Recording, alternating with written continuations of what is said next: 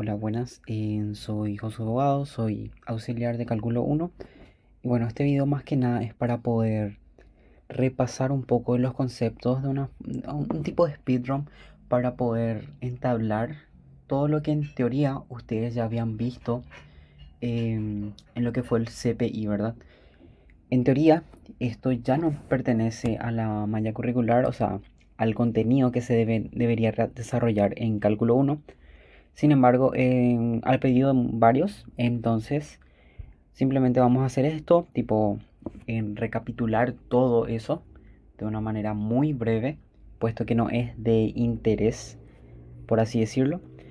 Y bueno, entonces en este día estaríamos viendo sobre qué son las funciones y algunas cosas importantes que serían necesarias conocer, ¿sí? Entonces, aquí nos dice que toda una función, así sin entrar en formalidades y ese tipo de lenguaje matemático, es una máquina matemática que realiza un cierto número de operaciones, ya sean suma, resta, multiplicación, división, potencias, radicales, y todo eso está dentro de una función. Justamente como nos sale acá la analogía a una máquina en donde nosotros tenemos un valor de entrada que lo vamos a conocer como dominio. En el ejemplo aquí es x igual a 1. Y luego vamos a tener una imagen que es la f de 1, cuyo resultado es 5. Justamente aquí nos dice la regla que está operando el número de procesos matemáticos que está realizando la máquina, ¿sí? Que es al número, a la variable independiente, le estamos multiplicando por 2 y a ese resultado le estamos sumando 3. Eso es lo que nos estaría realizando f de x. Y acá hay algunas observaciones que son la variable independiente, que generalmente, y hago hincapié en eso porque generalmente la representamos con la letra x. No necesariamente eso siempre va a ocurrir. Va a haber tantas cantidad de, de funciones. Por ejemplo, dando un ejemplo vago sería en física, donde la variable independiente es el tiempo y la variable dependiente es la posición. Entonces, acá en cálculo vamos a trabajar, generalmente, nuevamente digo, vamos a trabajar de esta forma. La variable independiente es la x, justamente como el nombre lo dice, es independiente. Y el resultado lo conocemos como variable dependiente, ya sea como f de x o y simplemente, ¿sí? Aparte de eso, cuando estamos hablando de función, hay que tener en cuenta que la máquina no puede agarrar cualquier número. Evidentemente hay casos en el que sí, cualquier número es permitido, pero hay casos en los que no, sí. Entonces, estas son las cuatro consideraciones que hay que tener para poder analizar correctamente lo que es el dominio. Entonces, la primera es la restricción del denominador igual a cero. Entonces, supongamos que tenemos esta función f de x, que es el recíproco de x menos 2, ¿sí? O sea, 1 dividido x menos 2. Si nosotros realizásemos esto en la calculadora, nos saldría mal error. Eso nos está diciendo que no podemos realizar una división entre cero. Y en forma funcional, eso nos viene a representar que el valor de x igual a 2 no pertenece al dominio. La máquina no puede agarrar el valor de x igual a 2, meter en la máquina y realizar ese número de instrucciones que está definida en nuestra máquina, ¿sí? Aparte de eso, también tenemos lo que son de que la unidad subradical sea mayor o igual a cero cuando tenemos raíces de índice par, ¿sí? Ya sea raíces cuadradas, raíces cuartas, sextas, todo aquel múltiplo de 2, sí, justamente con la definición de los números pares, 2 por n, donde n es un número natural. Entonces, o igual puede ser natural o entero, ¿sí? Diferente de 0, ¿ok? Entonces, tenemos aquí el ejemplo de f de x igual a la raíz de x menos 3, ¿sí? Entonces, como habíamos mencionado, la unidad subradical tiene que ser mayor o igual a 0. Entonces tomamos lo que está dentro de la raíz y le ponemos la condición de que sea mayor o igual a 0. De este modo, sacamos el dominio que nos dice que es todos los números x que sean mayor o iguales a 3. Aparte de eso tenemos lo que son en los logaritmos, que es el logaritmo por definición es una operación inversa o que permite de alguna manera manipular de una forma más cómoda lo que son las potencias y las raíces. Entonces, el logaritmo tiene en la restricción para poder nosotros operar en los números, en el campo de los números reales, que el argumento sea estrictamente mayor a 0.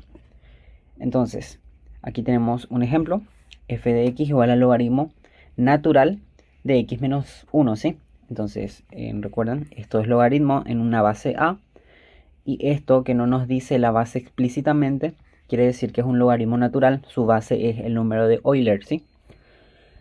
Entonces, el logaritmo natural de x menos 1.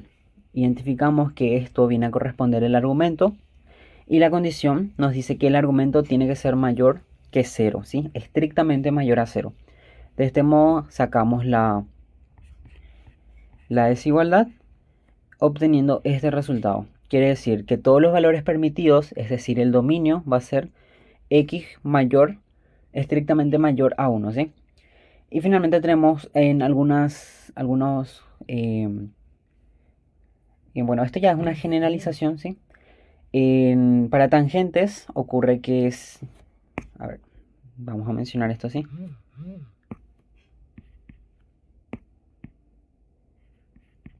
Tangente de x es por definición seno de x entre coseno de x, ¿ok? Entonces, para ciertos valores de x, esto que está acá se hace 0.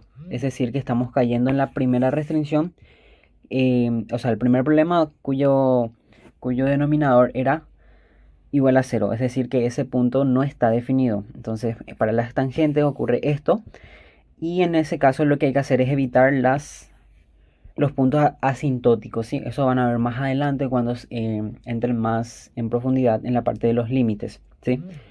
Y bueno, acá ya tenemos justamente esto que nos dice evitar todo aquel múltiplo, o sea, en todo pi sobre 2 más kpi múltiplo, ¿sí? En donde k es un número natural, bueno, igual sería un número entero porque puede ser negativo, puede ser 0, puede ser positivo, ¿sí?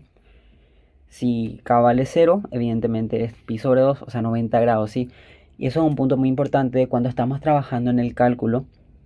Nunca vamos a trabajar con los grados sexagesimales. Justamente como dice, es un grado, una escala donde nosotros tomamos una circunferencia y decimos que aquí es 0 y que la vuelta completa es 360 grados, ¿sí? Eso es una escala. Sin embargo, el radián, por definición, es nosotros tenemos la circunferencia y tenemos el radio, ¿sí? Entonces nosotros lo que hacemos es agarrar el radio y empezar a superponer. Acá aproximadamente estaría un radio, dos radios, así sucesivamente, ¿sí? Una vez que lleguemos acá, nos vamos a dar cuenta que, esa circunferencia es 2pi. Y haciendo la analogía, 2pi radio, ¿sí? En realidad es 2pi radio lo que es el perímetro de la circunferencia, pero en este caso nosotros para simplificar todo, decimos que el radio es 1. O en todo caso podemos dejar que es r. Y a nosotros hacer la regla de 3 para poder relacionar esto con lo que es los grados sexagesimales, ¿verdad? Entonces, eso sale esa relación donde 2πr es igual a 360 grados, ¿sí? Y bueno, ¿y qué es lo que ocurre? En esta r nosotros podemos decir que es 1 y se va, ¿verdad? O también podemos decir que es adimensional porque al nosotros al realizar esa regla de 3 simple, estaríamos dividiendo r entre r, es decir que las unidades de medida se van a cancelar y vamos a obtener un número adimensional, justamente lo que viene a representar un número real, tan real como, no sé, como cualquier número, y que la máquina supongamos que nosotros tengamos luego una función seno de x entre x. Nosotros tenemos acá esto, evidentemente tiene que ser un número real, y esto también tiene que ser un número real. Si nosotros hacemos ese grave error de que acá nosotros ponemos un número real y acá le ponemos un grado sexagesimal, estaríamos rompiendo completamente la lógica matemática que existe detrás, ¿sí? Porque estaríamos trabajando en distintos sistemas y eso es ilegal, ¿ok? Entonces eso simplemente era una pequeña acotación que necesito que se quede, ¿sí? Nunca trabajar con grados sexagesimales, todo en radian. Y bueno, entonces volvamos al punto.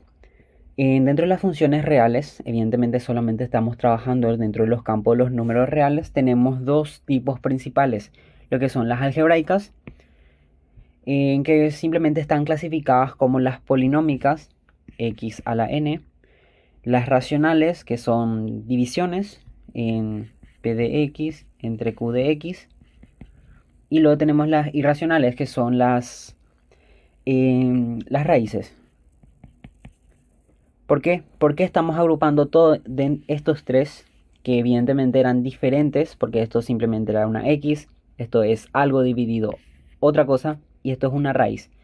Porque todas estas obedecen las leyes de los exponentes, en donde nosotros si tenemos x a la n, evidentemente es un polinomio, puede ser x a la 1, x a las 2, x a la quinta. Entre las racionales tenemos x al cuadrado entre, bueno, debe ser x menos 1 dividido x. Utilizando la ley de los exponentes nosotros podemos reescribir eso como x menos 1 por x a la menos 1, ¿sí? Haciendo una simple distributiva tendríamos que esto se va con esto y va a quedar 1 menos 1 sobre x, ¿verdad? O x a la menos 1, ¿sí? Para dejar en forma polinómica. Y si notan, tiene esta característica, o sea que si nosotros utilizamos la ley de los exponentes, perfectamente las racionales podemos escribir como polinómicas entre comillas. Y así también como las irracionales, donde tenemos raíz quinta de x. Utilizando la propiedad de los exponentes, esto es equivalente a poner x elevado a un quinto. Y viene a obedecer o tener una similitud con lo que es la polinómica, ¿sí? Aparte de eso, tenemos lo que son las funciones trascendentales, que son técnicamente lo que no puede ser escrita de forma algebraica, que no obedecen las reglas o las leyes de los exponentes, justamente como son las exponenciales, logarítmicas, trigonométricas, seno, coseno, tangente, todas esas, en donde no podemos utilizar algún tipo de artificio algebraico para poder representar de forma polinomial. Y bueno, acá tenemos una serie de ejemplos, justamente. Tenemos una función polinómica, como esta, f de x igual a x al cubo menos 2x más 1, cuya gráfica es de esta forma. Y aquí nos dice que está constituida principalmente por suma y multiplicación de funciones. Nosotros podemos decir que esto es una función 1, esto es otra función y esto es otra función. Y lo que hicimos es sumar y restar, o sumar, multiplicar por constantes, etcétera, ¿sí? Tenemos las racionales, en donde justamente habíamos dicho que es la división entre un polinomio p entre un polinomio q. Justamente como tenemos aquí en el ejemplo, x más 1 dividido entre x menos 3. Entonces, justamente aquí hay un problema, hay una discontinuidad en x igual a 3, no está definido en la función, por lo tanto tenemos lo que es esto, una asíntota que justamente vamos a ver más adelante. Y finalmente están las irracionales, que justamente habíamos mencionado que la unidad subradical tendría que ser mayor o igual a 0. Entonces hacíamos esto y teníamos que x tiene que ser mayor o igual a menos 4. Entonces aquí estaría iniciando esto y se va hasta el infinito positivo, de esta forma. Entre las funciones trascendentales tenemos justamente acá nos dice que escapan de las operaciones algebraicas puras. La exponencial elevado a algo o una constante a, un número cualquiera elevado a x, tiene esta forma. Si Eh, Evidentemente esto no hay mediante sumas finitas, voy a decir esto, mediante sumas finitas no hay ningún tipo de polinomio que pueda representar a esta función exponencial, ¿sí? Más adelante cuando vean la última parte, las series, van a notar que sí se puede representar en realmente, pero mediante una suma infinita. Después tenemos lo que son las logarítmicas, como el logaritmo natural de x, que justamente habíamos dicho que el argumento tendría que ser estrictamente mayor a 0. Entonces, el dominio de esto empieza desde 0 hasta el infinito. Y luego tenemos las trigonométricas, como el seno, coseno y tangente, que son funciones periódicas. Acá, por ejemplo, tenemos lo que es el seno, en realidad sería menos seno, si no me equivoco, que son funciones periódicas. Esta es el seno, es una función impar. La del coseno sería algo como esto. La tangente es algo así. Y bueno, es simplemente para mostrarles, ¿ok?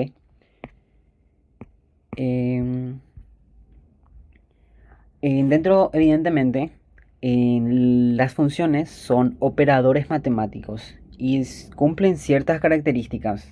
Podríamos decir que son, entre comillas, o tienen algún tipo de similitud como cualquier número normal, entre comillas, como son la suma, el producto y el cociente. Entonces, de esta manera nosotros vamos a representar. Si nosotros sumamos dos funciones, hacemos de esta forma, ¿ok? O simplemente de esta forma, ¿sí? La forma más correcta, la que más se utiliza, es esta.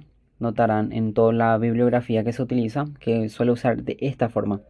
Entonces, si tenemos la suma o resta, de esta forma, es exactamente escribir esto, ¿sí? Para el producto tendríamos una multiplicación entre una función f y una función g, o lo equivalente a denotar ese producto de esta forma. Y lo mismo para el cociente, ¿sí? Y aquí hay la aclaración de que justamente para el caso entre el cociente entre dos funciones, estrictamente o necesariamente la función g tiene que ser denominador diferente a 0 para que pueda formar parte del dominio, es decir, que ese punto no esté definido. Y acá entramos en algo muy importante que notarán más adelante que está presente en las derivadas, que son las composiciones de funciones. Justamente, acá suponemos que esta es nuestra primera máquina. Haciendo la analogía justamente.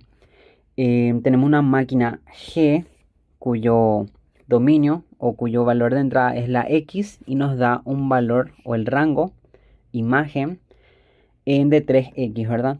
Pero ¿qué pasa si nosotros ese rango de G, ahora le tomamos como un nuevo dominio, pero para otra máquina, que vendría a representar F?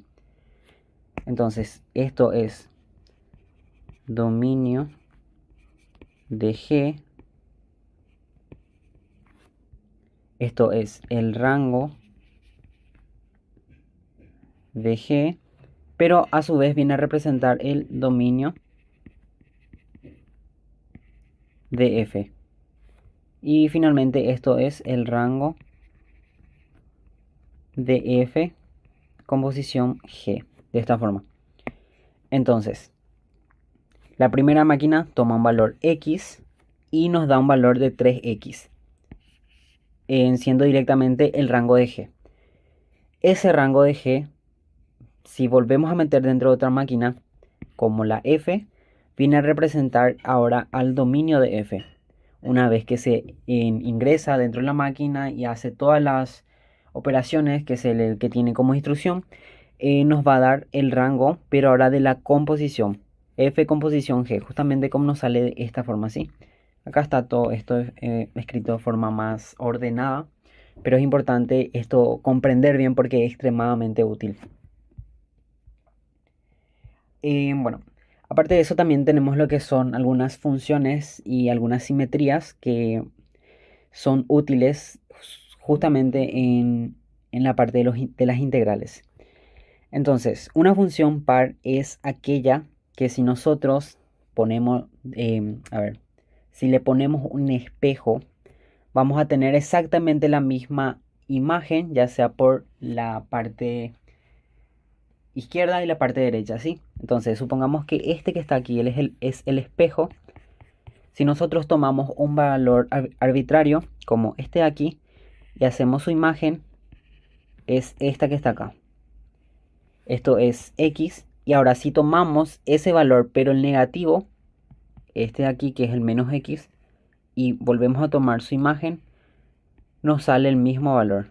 Entonces para cada valor de X y su correspondiente negativo, tenemos la misma imagen. Entonces cuando ocurre eso, es una función par. Ejemplo de esto, x cuadrado en la función coseno, si no me equivoco también la función recíproca al coseno y muchísimas más, ¿sí? Después que tenemos las funciones impares. Las funciones impares son, a ver, sería como hacer una rotación sobre el origen. Entonces nosotros tenemos acá, evidentemente esto está un poco desplazado. Si consideramos acá, eso sería el origen, ¿verdad? Pero este ahora sería el en donde está centrada nuestra función, ¿sí? Esto viene a representar la función 1 sobre x menos 2, ¿sí? Quiere decir que la función está centrada en x menos 2, ¿sí? Eso más adelante van a entender mejor. Pero lo que está diciendo en cuanto a las funciones impares es que nosotros estamos haciendo una rotación sobre el origen o sobre el plano, perdón, no es el plano, sino el eje X. Si nosotros tenemos esto y le damos la vuelta, tendríamos esto. Y ahí podemos decir que ya es la reflexión, entre comillas, en tal que sea en una función par, ¿sí? ¿Qué condición va a cumplir esto? Que si nosotros hacemos f de menos x, el negativo de cualquier punto, eso no tiene que resultar como menos f de x directamente, ¿sí? En el caso anterior, si nosotros metíamos f de menos x, ese resultado nos da directamente f de x positivo, ¿sí? En el impar, si nosotros metemos dentro de nuestra función un valor negativo de x, lo que pasa es que ese negativo, entre comillas, podemos hacer un factor común y obtener de manera natural la función f de x. Esto que está aquí no voy a mencionar porque eso van a ver más adelante, pero técnicamente es justamente esto que está acá y esto que está acá, ¿sí? Pero para eso es necesario entender lo que es los límites cuando, o sea, los límites finitos y cuando tienden al infinito. Y bueno, acá hay algunas traslaciones que pueden ocurrir dentro de las funciones. El primero es cuando nosotros sumamos a una función f una constante arbitraria, ya sea k siendo positivo, negativo, o si es cero no va a pasar nada, ¿verdad? Si k es positivo, lo que va a pasar es que esto va a subirse. Si k fuese negativo, lo que vamos a ver es algo como esto, que va a estar debajo del eje X. Esto es relativamente intuitivo, ¿sí? Luego tenemos lo que son las escalas verticales. Nosotros tenemos la f, nuestra función f, y lo que hacemos es a toda la función f multiplicarle por un valor a, una constante, ya sea positiva o negativa, en que va a comprimir o va a estirar la amplitud. Entonces acá podemos ver mediante esta línea discontinua que teníamos esta función originalmente. Al nosotros multiplicar la función f por una constante a, lo que pasa es que nos vino a comprimir, justamente, comprimir verticalmente, ¿sí? Entonces, cuando agarramos toda la función y la multiplicamos por una constante, va a estirar o comprimir, ¿sí? Verticalmente. También tenemos lo que son las escalas horizontales. Y noten aquí la diferencia. En la escala vertical nosotros tenemos toda la función f y la vamos a multiplicar por a. Caso contrario, en la horizontal lo que hacemos es meter como argumento dentro de la función a por x, es decir, la variable independiente multiplicado por una constante arbitraria, ¿sí? ¿Qué va a hacer esto? Va a ser similar a la anterior, pero ahora de manera horizontal. Esta es nuestra función original. Y al hacer f de ax, lo que vino a resultar es en una expansión, ¿sí? Finalmente tenemos lo que es la traslación horizontal. Entonces, nosotros tenemos una función f de x cualquiera, justamente como tenemos en el ejemplo de aquí, es x cuadrada, la línea de puntos discontinuos. Y lo que nosotros hacemos es queremos trasladar en k unidades hacia la derecha o hacia la izquierda. Entonces simplemente nos guiamos de esta fórmula que está acá. Noten aquí que esto es siempre negativo. El hecho de que sea negativo acá no implica nada, no implica que vamos a irnos hacia la izquierda o hacia la derecha, sino que es matemáticamente la fórmula que esté negativa ahí, ¿sí? Entonces, acá lo único que importa es el valor que le vamos a meter a h. Si nosotros queremos desplazarnos 3 unidades aproximadamente, tendríamos que reemplazar acá 3. Entonces, voy a decir que es 2, ¿sí? Justamente porque es lo que tengo aquí. Entonces lo que hizo fue meter como argumento x menos h, cuya h viene a representar la unidad, el número de unidades que nosotros queremos desplazarnos y hacia qué dirección. Como me quiero desplazar hacia la derecha, la h va a ser positiva, ¿sí? Entonces acá va a quedar x menos más 2 y esto viene a resultar directamente a x menos 2, tal como está aquí. Entonces la función, una vez realizada esa traslación, resulta en esto directamente, cuya gráfica es esta. Si nosotros queríamos rotar, perdón, no rotar, sino queríamos hacer una traslación hacia la izquierda, tendríamos que hacer x menos, por la fórmula, ¿verdad? Y menos 2. Entonces esto va a resultar en x más 2 y esto es lo que tendríamos que ingresar dentro de la máquina. Entonces esto quedaría como f de x más 2 igual a x más 2 al cuadrado, cuya gráfica estaría aproximadamente aquí.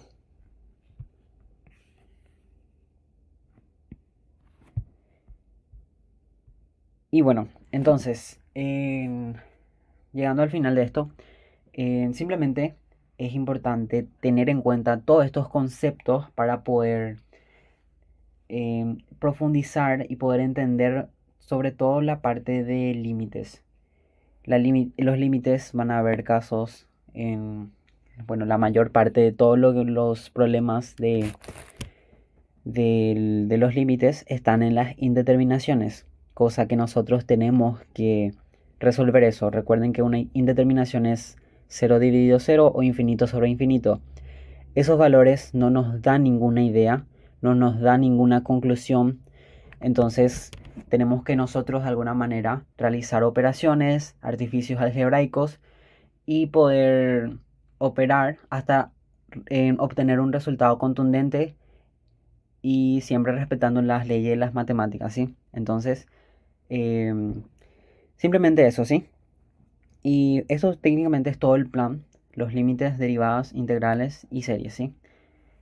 Y bueno, si tienen algún tipo de consultas, dudas, sugerencias, siempre son bienvenidas. Les voy a mandar luego un pequeño resumen sobre todo esto para que ustedes puedan de alguna manera repasar. Recuerden que no es necesario entender todo esto, pero sí sería bueno para poder tener mayor facilidad al momento de afrontar lo que sí realmente tenemos que saber, ¿sí? Y bueno, eso.